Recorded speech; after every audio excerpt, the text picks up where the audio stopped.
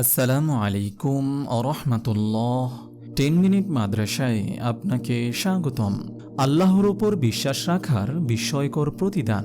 আল্লাহ বান্দার সঙ্গে তেমন আচরণ করেন, আল্লাহর প্রতি বান্দা যেমন ধারণা পোষণ করেন, আল্লাহ তাআলা যেমন যুগে যুগে তার উপর আস্থা ও বিশ্বাস রাখার পুরস্কার দিয়েছেন, তেমনি তাকে অবিশ্বাস করার শাস্তিও দিয়েছেন। এই ভিডিওতে বিশ্বাস অনুযায়ী প্রতিদান প্রাপ্তির একটি বিস্ময়কর ঘটনা তুলে ধরা হলো। হযরত আবু হুরায়রা রাদিয়াল্লাহু তাআলা আনহু থেকে বর্ণিত, আল্লাহর রাসূল সাল্লাল্লাহু আলাইহি ওয়াসাল্লাম বলেছেন, বনী ইসরাইলের কোনো এক ব্যক্তি বনী ইসরাইলের অপর এক ব্যক্তির কাছে 1000 স্বর্ণমুদ্রা ঋণ চাইল। তখন ঋণদাতা বলল, কয়েকজন সাক্ষী আনো, আমি তাদেরকে সাক্ষী রাখব।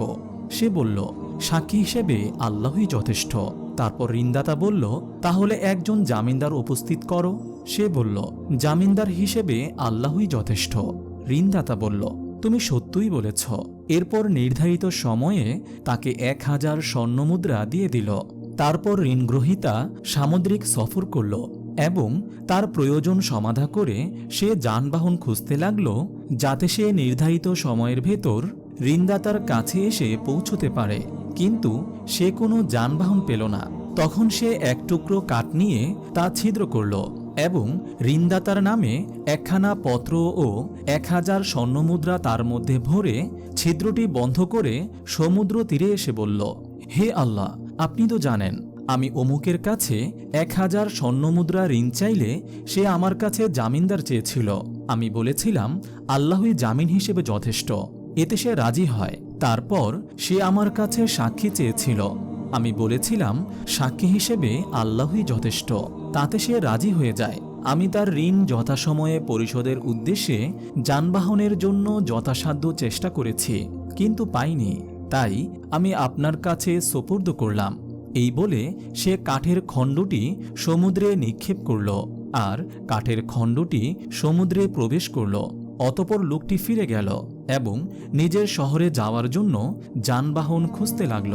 ওইদিকে ঋণদাতা এই আশায় সমুদ্র তীরে গেল যে হয়তোবা ঋণগ্রহীতা কোনো নৌযানে করে তার মাল নিয়ে এসেছে। তার দৃষ্টি কাঠের খণ্ডটির উপর পড়ল, যার ভেতরে স্বর্ণমুদ্রা ছিল। সে কাঠের খণ্ডটি তার পরিবারের জ্বালানির জন্য বাড়ি নিয়ে গেল। যখন সে তা চিরল, তখন সে স্বর্ণমুদ্রা ও চিঠি পেয়ে গেল।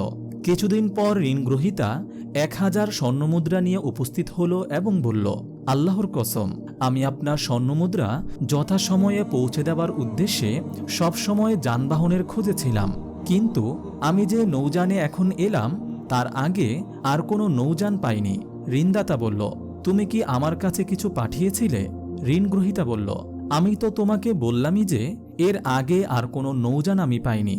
সে বলল, তুমি কাঠের টুকরার ভেতরে যা পাঠিয়েছিলে তা আল্লাহ তাআলা তোমার পক্ষ থেকে আমাকে আদায় করে দিয়েছেন। তখন সে আনন্দচিত্তে 1000 স্বর্ণমুদ্রা নিয়ে ফিরে চলে গেল। সহিহ বুখারী হাদিস নম্বর 2291। আপনি যদি এরকম হাদিসের সত্য ঘটনাবলী জানতে চান, তাহলে আমাদের এই চ্যানেলটি সাবস্ক্রাইব করে রাখুন।